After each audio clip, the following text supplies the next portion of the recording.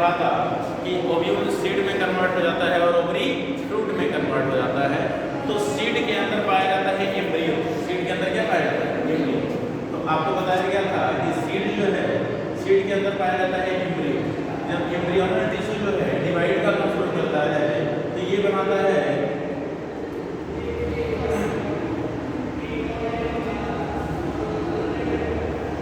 प्लेब्यूल and radical.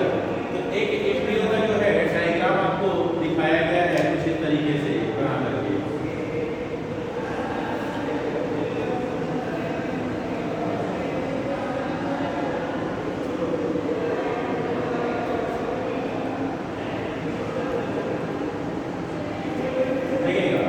Actually embryo जो होता है इससे बेसिकली दो स्ट्रक्चर अराइव होते हैं, that is the plumule and radical.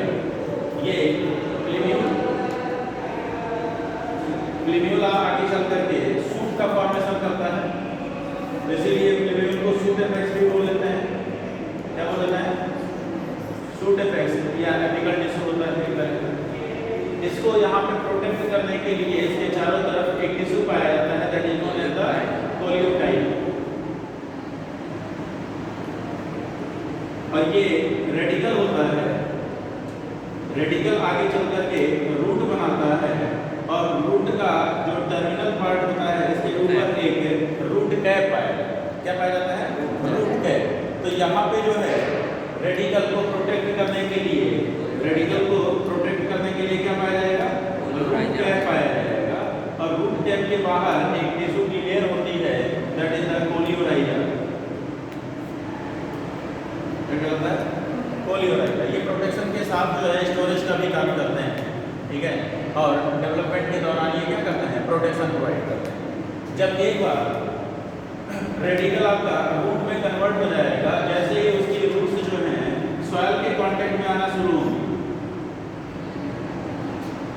तो ये सॉइल से नरिशमेंट लेना शुरू कर देगा और ये जो आपका प्लेब्यूल सूट में कन्वर्ट होगा, सूट में लीफलेट्स बनने लगेंगे। और जैसे ही लीफलेट्स बनने लगेंगी वो फोटोसिंथेसिस करना स्टार्ट कर देती हैं। और उससे पहले तक ये जो सीड के कॉटिलिडन होते हैं, इनके अंदर जो फूड स्टोर रहता है वही प्लांट क्या करता है? अपने ग्रोथ के लिए यूज करता है। और जब उसमें ग्रीन पार्ट डेवलप हो जाते हैं, देन वो फार्म कर क्या कर लेता है? देन फोटोसिंथेसिस स्टार्ट कर देता है। इससे पहले एम्ब्रियो के जो टिश्यू होते हैं ये मेरिस्टेमेटिक टिश्यूज में पाए जाते हैं। अनडिफरेंशिएटेड सेल मास होता है।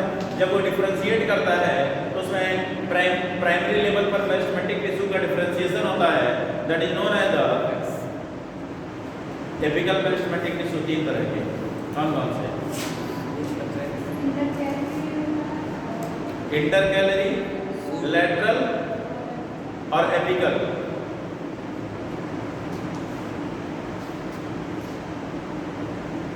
एपिकल मेरिस्टेमेटिक टिश्यू, एपिकल जो होगा ये आपका शूट एपेक्स में भी पाया जाएगा, रूट एपेक्स में भी पाया जाएगा, that is help in the primary growth, ठीक है। तो एपिकल मेरिस्टेमेटिक टिश्यू हो गया। दूसरा होता है लैटरल मेरिस्टेमेटिक टिश्यू।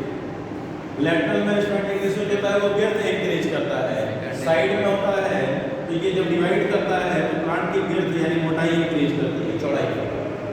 और एक होता है इंटरकैलरी मेरिस्टेमेटिक टिश्यू। ये क्या काम करता है? ये हेल्प तो प्राइमरी ग्रोथ में ही करता है, बट ये ब्रांचेज में भी हेल्प करता है। जो ब्रांचिंग होती है ना उसमें भी हेल्प करता है, ठीक है। तो ये तीन तरह के मेरिस्टेमेटिक टिश्यू हो जाएंगे। अब meristematic tissue on the basis of demand permanent tissue में कन्वर्ट हो जाएंगे।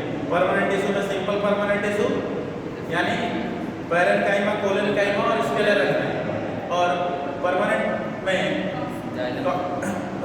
कंपाउंड परमानेंट में या कॉम्प्लेक्स परमानेंट टिश्यू में जाइलम है और फ्लोएम है। फिर जाइलम के कंपोनेंट बनेंगे और फ्लोएम के कंपोनेंट बनेंगे। जरूरी नहीं है कि चारों कंपोनेंट बने। कई सारे प्लांट्स में जो है जब इनिशियल स्टेज में होता है तो कुछ ही कंपोनेंट पाए जाते हैं जाइलम और फ्लोएम के, जैसे ब्रायोफाइट, टेरिडोफाइटा। तो एम्ब्रियो के बारे में देखिए।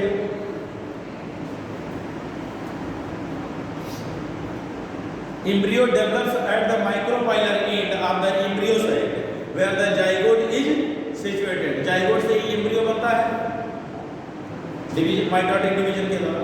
Most zygote divide only after the certain amount of endosperm is formed.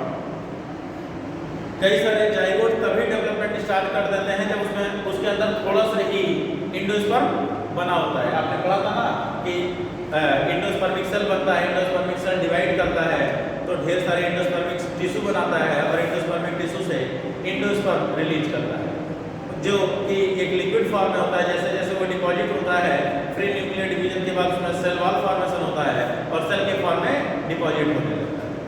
तो कह रहे हैं जब कुछ ही एंडोस्पर्म बना होता है तभी इसका जाइगोट क्या करता है, डिवीजन स्टार्ट करता है.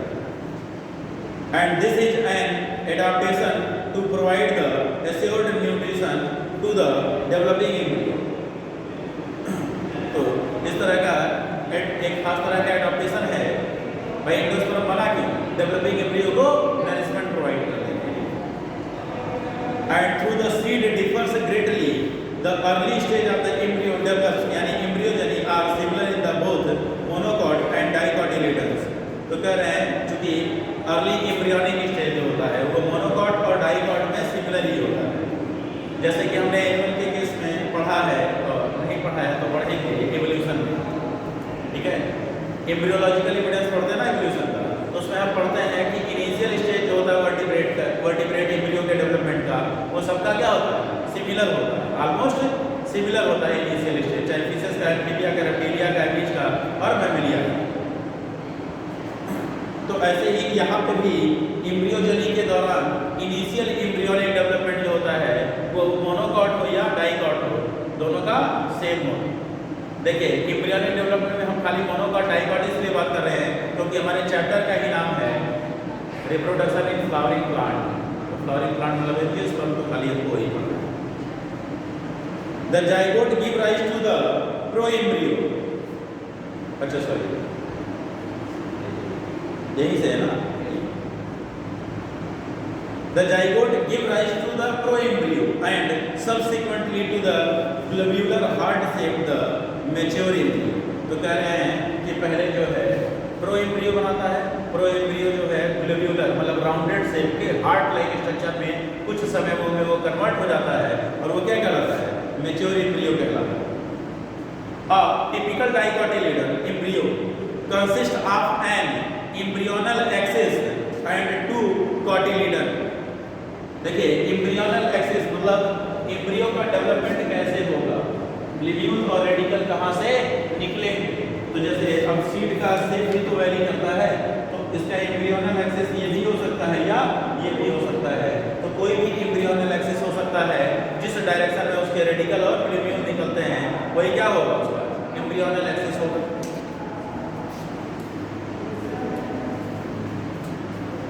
A typical dicotyledon embryo consists of an embryonal axis and two cotyledon. तो एक एम्ब्रियोनल एक्सिस होता है डाइकॉट में और दो कॉटिलीडन होते हैं.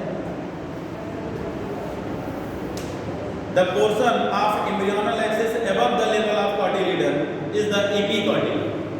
तो कह रहे हैं कि ये कॉटिलीडन से ऊपर जो होता है ये क्या कहलाता है, एपिकॉटिल कहलाता है और नीचे वाला हिस्सा हाइपोकॉटिल कहलाता है.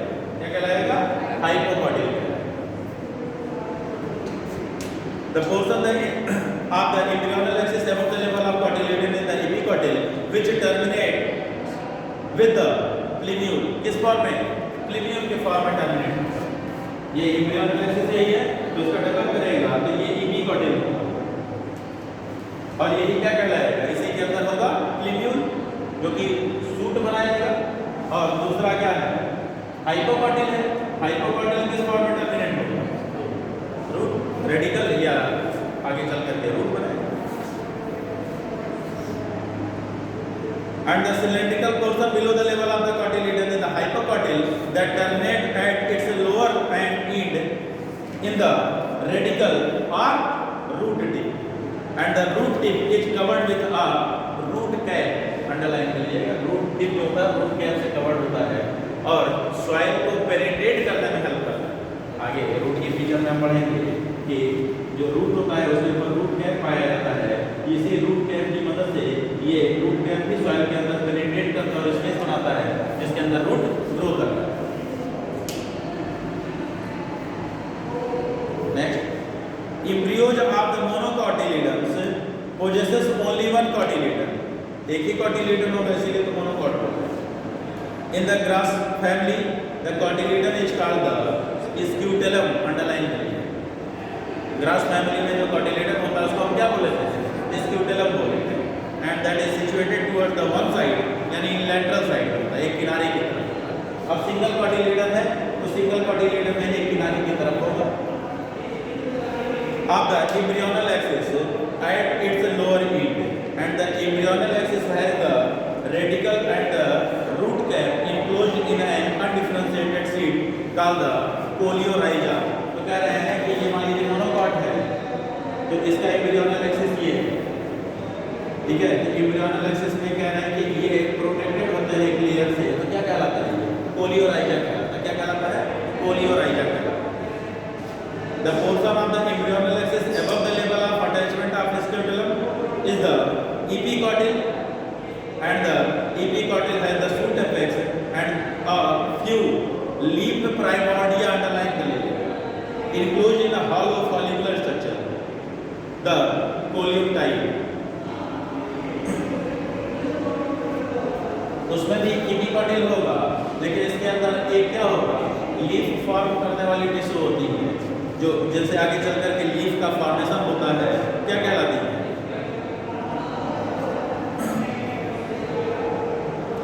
लीफ प्राइमोर्डिया कहलाएगा। क्या कहलाएगा? लीफ प्राइमोर्डिया कहलाएगा, जिनके डिवीजन से लीफ का फॉर्मेशन होता है। आगे तो कह रहे हैं फॉलिकुलर स्ट्रक्चर के अंदर ये कवर्ड होते हैं, वही क्या कहलाता है?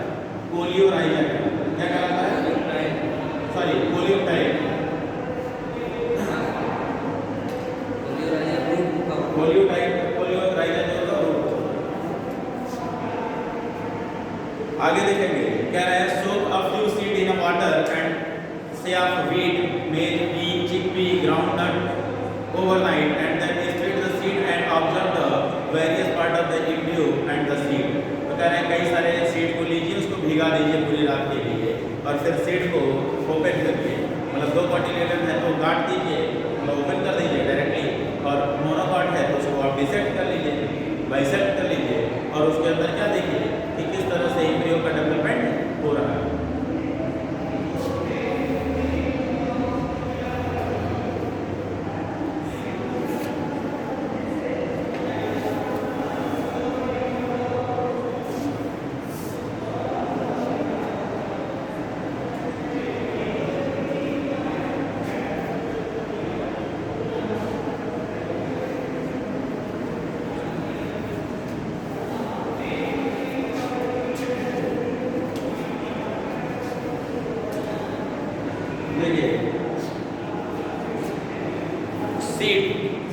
Seed are the product of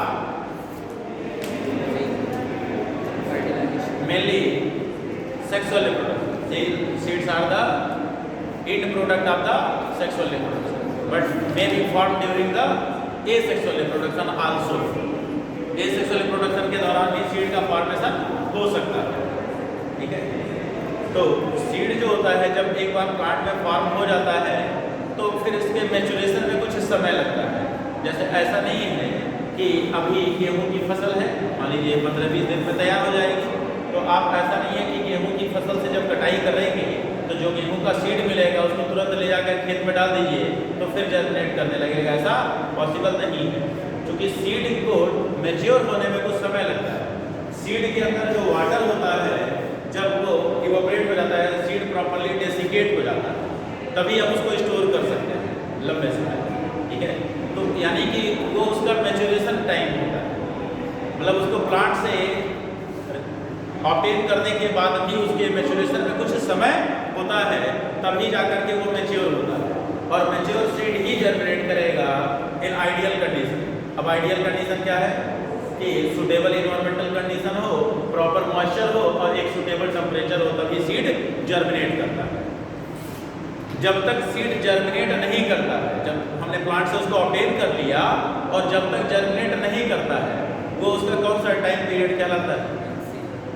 dormancy कहलाता है। That time period is known as the dormancy, Hindi में सुसुप्तावस्था बोलते हैं। ठीक है, तो उसी स्टेज में वो पड़ा रहता है। दैट मीन्स वो जब तक उसको सुटेबल इन्वायरमेंटल कंडीशन नहीं मिलेगी तब तक वो जर्मिनेट नहीं करेगा। ठीक है, तो वो कंडीशन सुटेबल मैंने आपको बता दिया। फॉर एग्जाम्पल, आपके घर में कई सारे तरह के सीड रखे हुए होंगे, गेहूँ रखा हुआ होगा, चना होगा, उड़द होगा, एक्सेट्रा। तो चना साल 2 साल तक ऐसे ही रखा रहता है, जर्मिनेट नहीं करता। आप उसको डब्बे से बाहर निकाल करके बाहर रख दीजिए तो आप देखेंगे कि कुछ समय के बाद वो क्या करता है? जर्मिनेट करने लगता है। अब रात के समय उसको कुछ मॉइस्चर मिलेगा तो वो उसको एब्जॉर्ब करके उसकी डॉर्मेंसी ब्रेक हो जाएगी और वो जर्मिनेशन स्टार्ट कर देगा। दैट मीन्स कि उसकी डॉर्मेंसी तब ब्रेक हुई जब उसको सुटेबल इन्वायरमेंटल कंडीशन मिला, कुछ मॉइस्चर मिला और सुटेबल टेम्परेचर मिला तो उसने जर्मिनेट करना शुरू कर दिया। आप पानी में रात भर भिगा के रख देते हो तो अगली सुबह जर्मिनेट करने लगता है। अगर जर्मिनेशन देखना है तो 2-3 दिन तक भिगा के रख दीजिए। ठीक है, तो कह रहे हैं जो सीड की डॉर्मेंसी है वो भी अलग अलग टाइम ड्यूरेशन की होती है। कुछ सीड की डॉर्मेंसी जो है वो कुछ ईयर तक हो सकती है या फ्यू मंथ तक हो सकती है, कुछ महीनों हो सकती है, कुछ ईयर हो सकती है और कई हजार साल की हो सकती है। हमारे पास 10,000 साल पुराने सीड मिलते हैं और अभी भी वो लिविंग कंडीशन में है। अगर उनको सूटेबल कंडीशन में रखा जाए तो वो जर्मिनेट कर जाएंगे। तो सोचिए 10,000 साल और उसके अंदर embryo living state.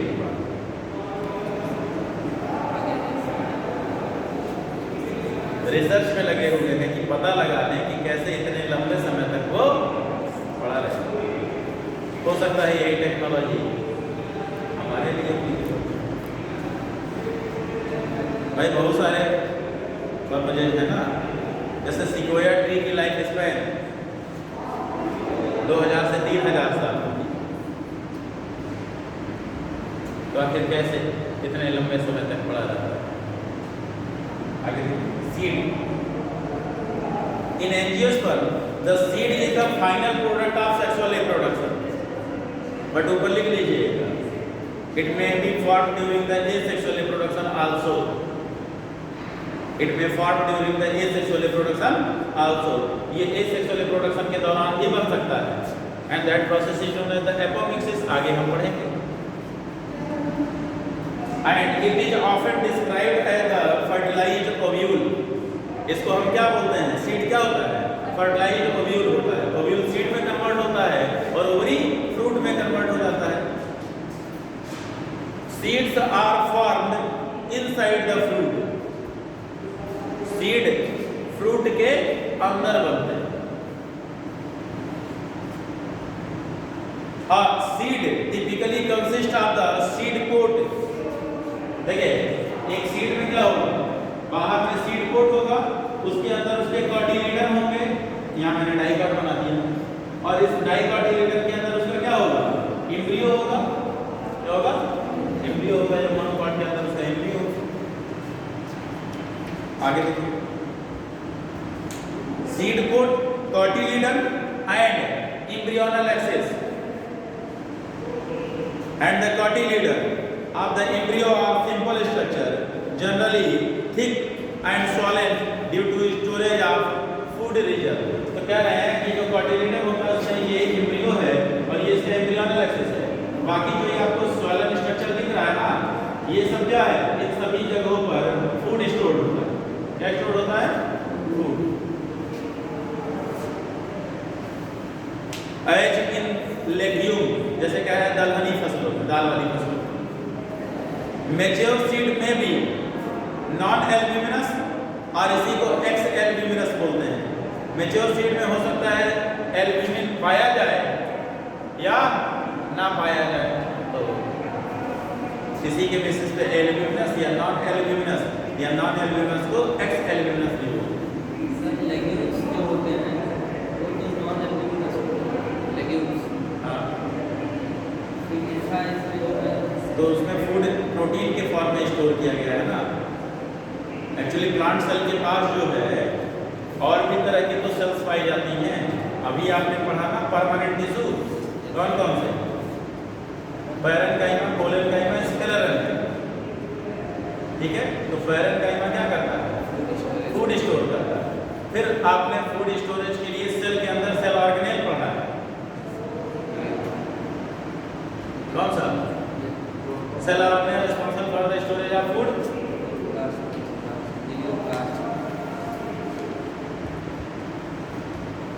Plastid.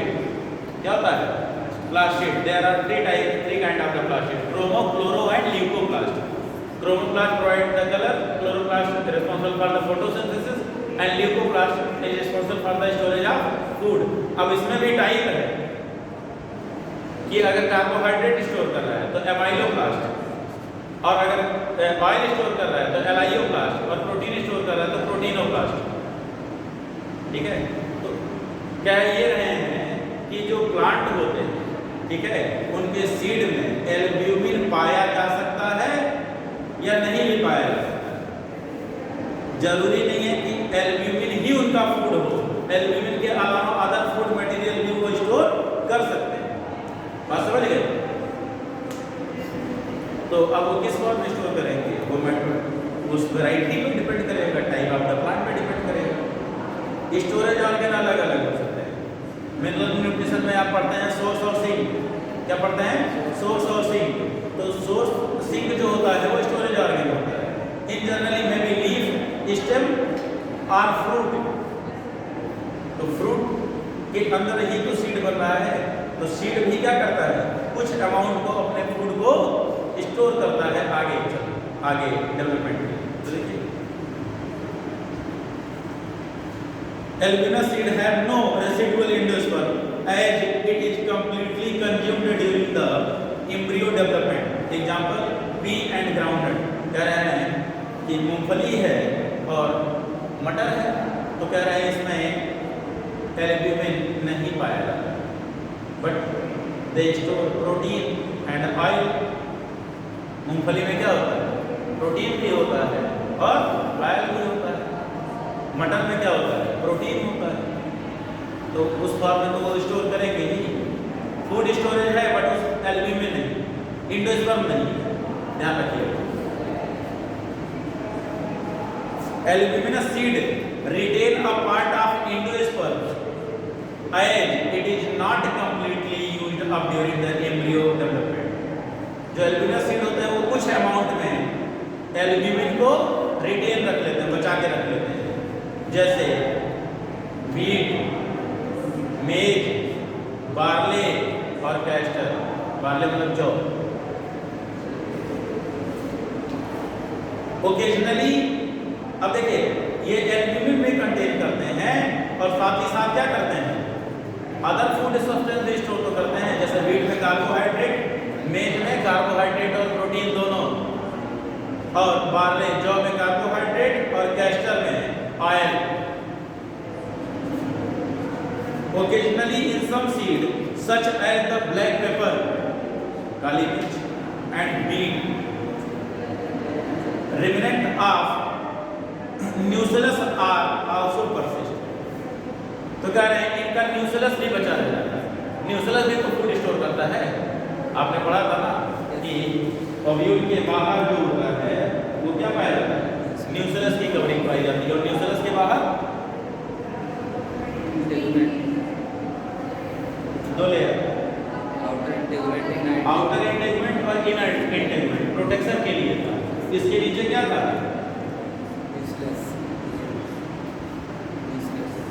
Nucellus.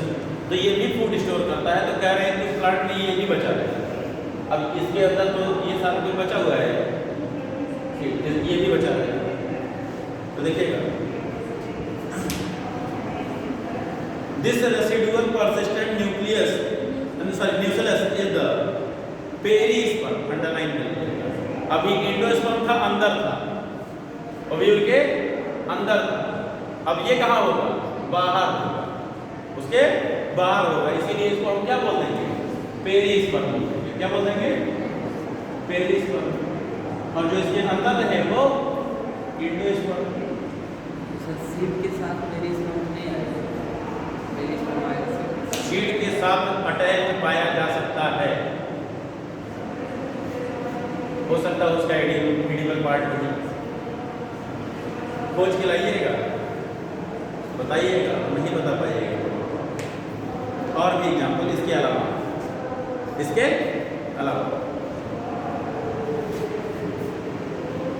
आगे देखेंगे। Integuments of ovules harden and tough protective seed coat. देखिए ये इंटेगमेंट वहाँ पे आपको पढ़ाया गया था, इंटेगमेंट एक हो सकता है या दो हो सकता है। तो एक होगा तो सीड कोट यानी सीड कवर एक ही होगा, और दो होगा तो दो कवरिंग होगी। यही क्या हो जाता है, सीड कोट हो जाता है। जैसे सीड के ऊपर एक सीड कोट पाया जाता है ना, कवरिंग। जैसे बेस्ट विजिबल अगर आपको देखना हो तो मैंगो में देख लीजिए, ठीक है। अब पता नहीं जब मैंगो का जो सीड होता है ना, ये उसका हार्ड कोट होता है, इसके अंदर उसका डाइकोटिलेडन पाया जाता है, सीड होता है, ठीक है। तो अब सीड कोट हटाएंगे तो ये मिलेगा। गाँव में रहते थे तो पहले फोन करके खा लेते थे इसको भी, और घर वाले सीडी नहीं दिलाते थे, तो जब जम जाता था तो इसको तोड़ लेते थे और बढ़िया से एक साइड खींच देते थे और मुंह से फूंकते थे तो आवाज आती थी, सीडी बना लेते थे। तो इतना डिसेक्शन तो हम बचपन में ही कर चुके थे। सीड कोट का डिसेक्शन हम करके अंदर से कार्टिलेडन तो निकाल ही चुके हैं, ये सारा डिसेक्शन हम लोग कर चुके हैं। और उसका एम्ब्रियोनल एक्सिस जो होता है यही होता है, और यहीं पे एम्ब्रियो होता है, यही जनरेट करता है यहीं से। तो बहुत सारा डिसेक्शन कर चुके हैं बचपन में। अगर रूरल लाइफ बिताए हुए हैं तो गांव पे रहे हैं तो ऐसे ही पाम ट्री होता है तो उसका भी फल होता है। पता नहीं आप तो खाएं कि नहीं खाएं। तो पाम ट्री का जो फल होता है ना वो ऐसे ही होता है, इसके अंदर ये हार्ड कवरिंग होती है, इसके अंदर इतने फाइबर पाए जाते हैं ना, और ये जूसी फाइबर जब पक जाता है ना तो बाकी लोग तो दाढ़ी पीते हैं और हम लोग ये खाते हैं। इसका फल जो है वो काफी मीठा होता है, ठीक है। हाँ, तो ये एकदम जूसी होता है, काफी गाढ़ा सा ऐसे जूस निकलता है। इसको निकाल करके जब खा लेते थे तो ये हिस्सा बच जाता था, हम इस हिस्से को बैकयार्ड में फेंक देते थे। हमारे घर के पीछे जो है खाली जगह होती थी वहीं फेंक देते थे। तो जब 2-4-6 महीना पड़ा रह जाता था तो ये जर्मिनेट करने लगता था, और जैसे ही जर्मिनेट करता था तो फिर इसको निकाल लाते थे खोल कर। अब फिर इसका सीड कोट डिसेक्ट करके निकालते थे। अब इसका ये एम्ब्रियोनल एक्सिस जो है ना ये काफी मीठा होता था और इसके अंदर गरी भी निकलता था। इंडोस्पर्म जो है सूख जाता था, हार्डन हो जाता था, तो मोटा सा लेयर मिलता था। अब गरी के जितना मीठा तो नहीं लगता था लेकिन तब भी खा लेते थे। तो सारा इंडोस्पर्म वगैरह जो है डिसेक्ट करके बहुत बचपन से देखते आए।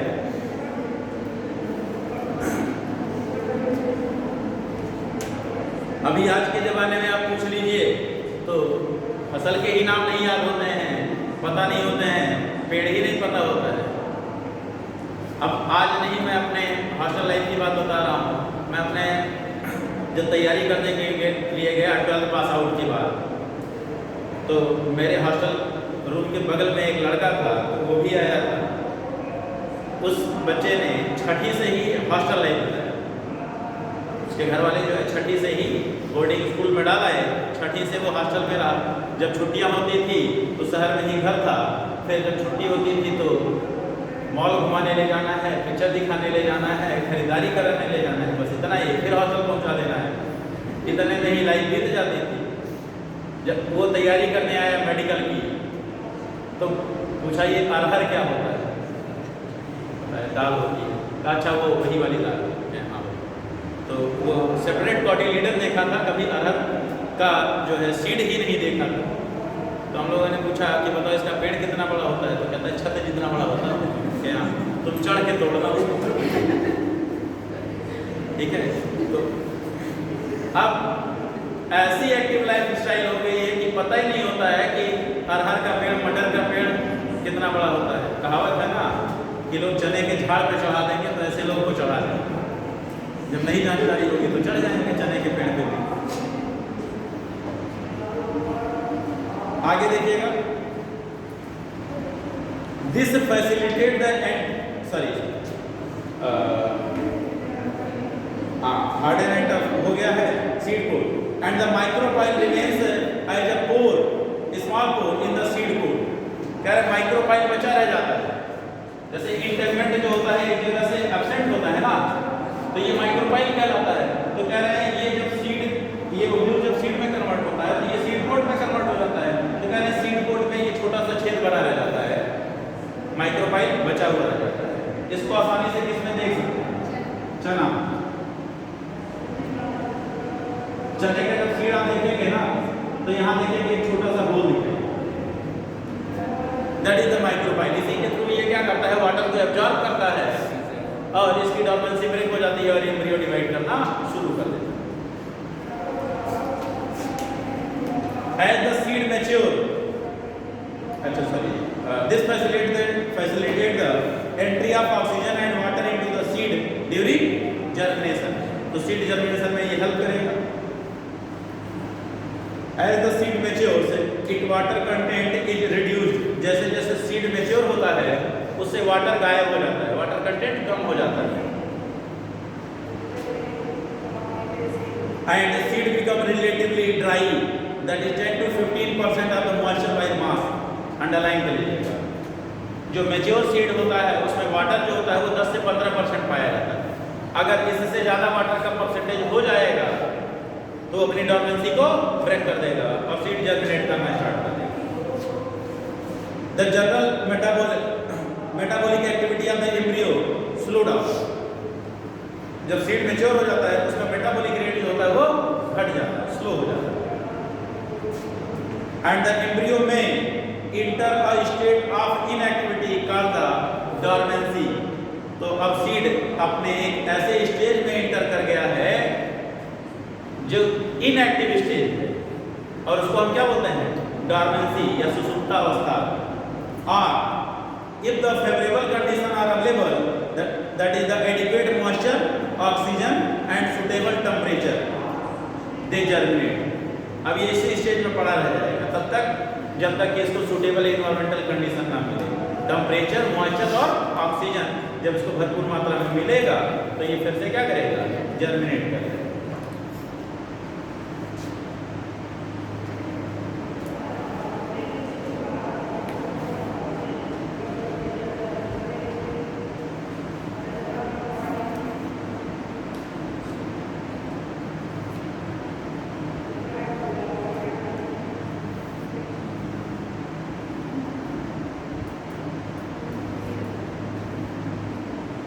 अब देखिए ये इतनी बात हो गई सीड की। अब हम बात करेंगे फ्रूट की। किसकी?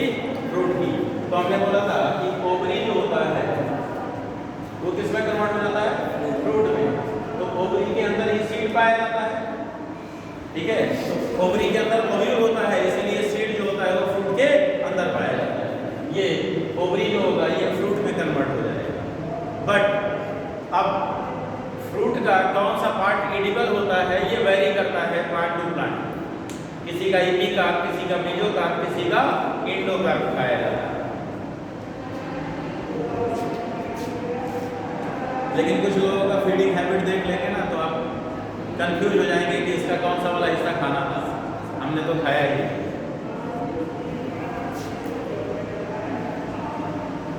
जैसे नेपाल जो है हिली एरिया होने की वजह से वहाँ पे भी मैंगो का प्रोडक्शन नहीं होता है, आम नहीं होता।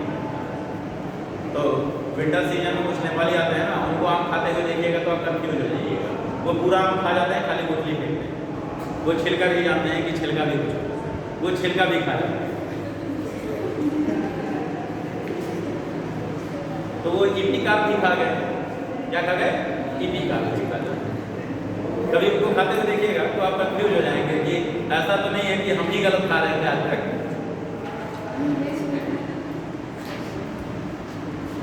हाँ, बहुत सारी चीजें हैं जिसका सीड, जो सीड कोट है या कवरिंग है फ्रूट का, वो रिमूव नहीं करना चाहिए। कई सारे लोग सेब को छिल करके खाते हैं,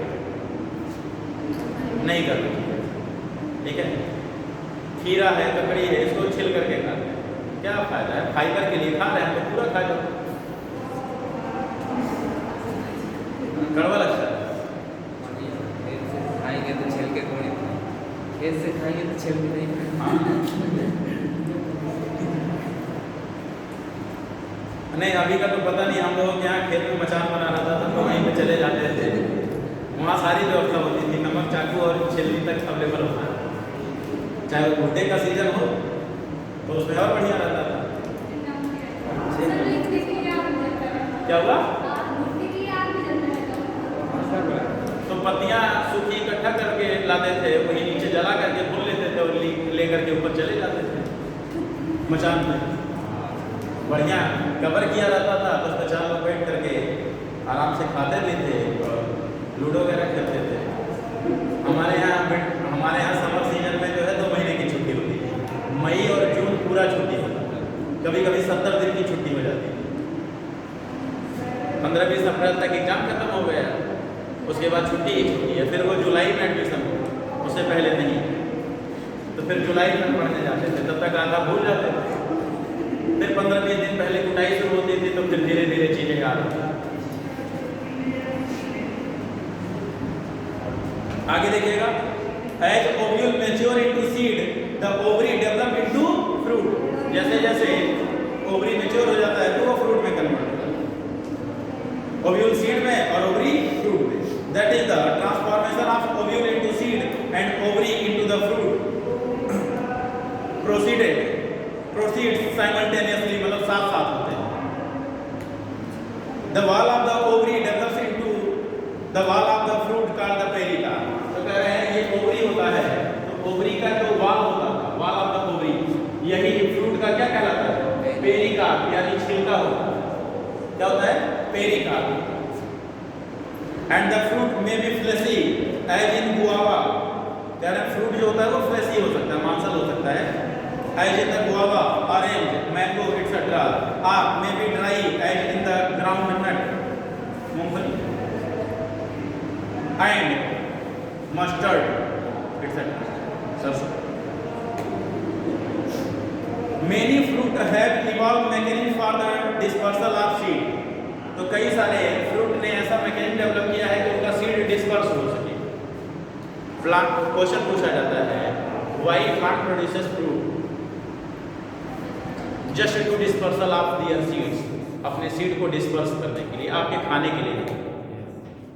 उनका मेन पर्पज है कि फ्रूट प्रोड्यूस किए हैं तो एनिमल उसको खाएगा, और खाएगा तो एक जगह से दूसरी जगह सीड फैलाएगा, वहां पे फिर उगेगा। तो अपने जनरेशन को कंटिन्यू करने के लिए वो उनका एक अपने आप को बचाव करने का तरीका है कि वो अर्थ पे रह जाए, बचे रहे।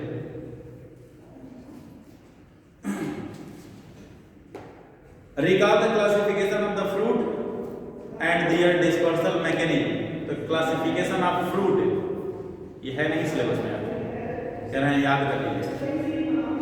ठीक है, जैसे फ्रूट की कई सारी कैटेगरी होती है, जैसे ड्रुप, मैंगो, ठीक है, बेरी जो बच्चे गुच्छे में होते हैं, जैसे जामुन, ठीक है, अंगूर, ये बेरीज में आते हैं। किसमें? बेरीज में आते हैं। या ब्लैकबेरी नहीं खाएं, कौन ही देखे। ब्लैकबेरी मकोय होता है, खाएं? छोटा सा प्लांट होता है, सोलोनेसी फैमिली से बिलोंग करता है। क्या बोलते हैं साइंटिफिक नेम?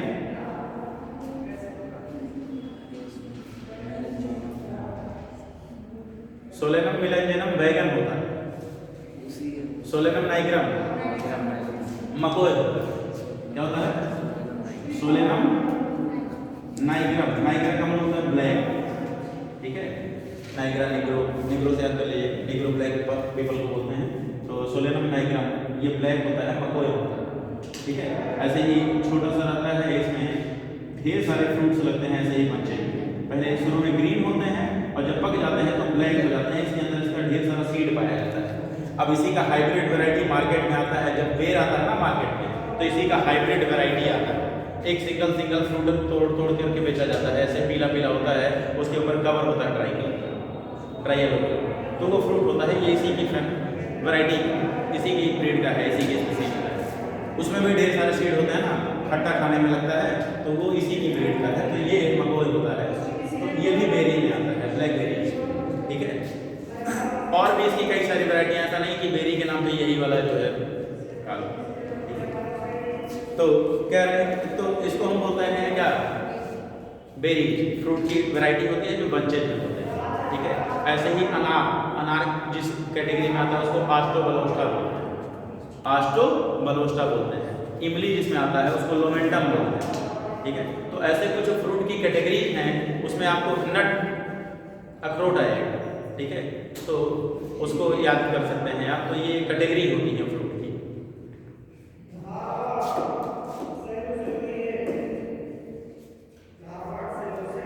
तो कह रहे हैं recall the classification of fruit and their dispersal mechanism and that you have studied in the earlier classes.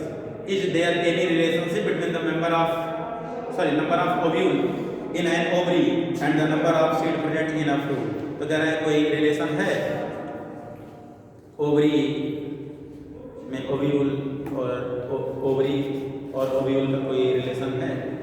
बिल्कुल है। एक स्पेसिफिक कैटेगरी के फ्रूट में फिक्स नंबर ऑफ ओवरी होता है और नंबर ऑफ ओव्यूल होता है, ठीक है, ये फिक्स होता है। अब ऐसा थोड़ी ना है कि आम के अंदर दो होते हैं, एक ही निकलेगा, एक ही सीड होगा, एक ही ओव्यूल होगा।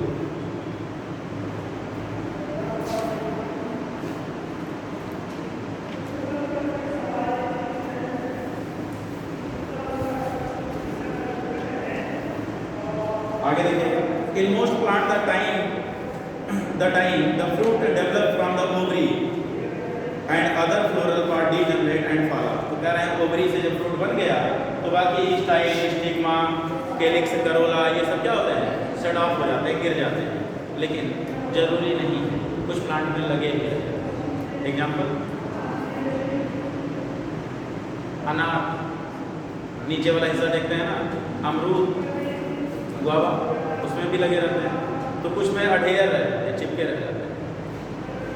बैंगन, कैलिक्स, ग्रीन कलर वाला चिपका ही तो रह जाता है, तो सारे के सारे नहीं गिरते हैं, लिखे हुए फल हो जाता है। However, in few species such as apple, strawberry or cashew nut etc., the thalamus also contribute the fruit formation। Underline करिए, इसका एडिबल पार्ट जो होता है वो फ्लैशी थैलमस होता है। तो जब एप्पल को आप कट करते हैं ना, तो ऐसा स्ट्रक्चर आपको दिखाई देता है, इसके अंदर एक हार्ड थिन फिल्म की कोटिंग पाई जाती है, दैट इज द ओवरी। तो ओवरी की वाल, ये क्या होता है, ओवेरियन वाल। इस ओवेरियन वाल के अंदर ओव्यूल पाए जाते हैं और ओव्यूल के अंदर क्या होता है, सीड। तो आपको पता चलेगा ओवरी में कई सारे ओव्यूल होते हैं, करते हैं, कई सारे ओव्यूल होते हैं ना, कई सारे सीड होते हैं ना एप्पल में। तो ये इसका ओवरी होता है, ये वाला पार्ट, और ये वाला पार्ट जो होता है वो थैलमस होता है। तो जो हम एडिबल पार्ट होता है ना, वो मोस्टली क्या होता है, थैलमस। बाकी ओवरी का हिस्सा भी कुछ खा लेते हैं, ठीक है, सीड निकाल करके बाकी एप्पल का सारा पार्ट खा लेते हैं। तो अगर ओवरी से ना डेवलप होकर के फ्रूट प्लांट के किसी और पार्ट से डेवलप होता है तो उसको हम फॉल्स फ्रूट बोलते हैं। तो इसमें एप्पल आता है, कैशू नट आता है और strawberry. Most fruit however develops only from the ovary and are called the true fruit. जो ओवरी से डेवलप होगा वो true fruit. Although in most of the species fruit are the result of fertilization and there are few species in which the fruit develop without fertilization, उसको parthenocarpic fruit बोलेंगे। and such fruit are called the parthenocarpic fruit। for example, banana is one such example and parthenocarpic can be induced। underline कर लीजिए, हम चाहें तो करा सकते हैं parthenocarpic through the application of the growth hormone such as, and such fruits are seedless, तो papaya आता है ना मार्केट में बिना सीड वाला, तो उसको हम पार्थिनोकार्पी के लिए हम ऑक्जिन और जिब्रेलिन का छिड़काव कर देते हैं। ग्रोथ हार्मोन होता है ना, तो इसका एडिशनल छिड़काव कर देंगे तो पार्थिनोकार्पी को प्रमोट कर लेगा। बस यहीं तक रहने दीजिए, कल ये चैप्टर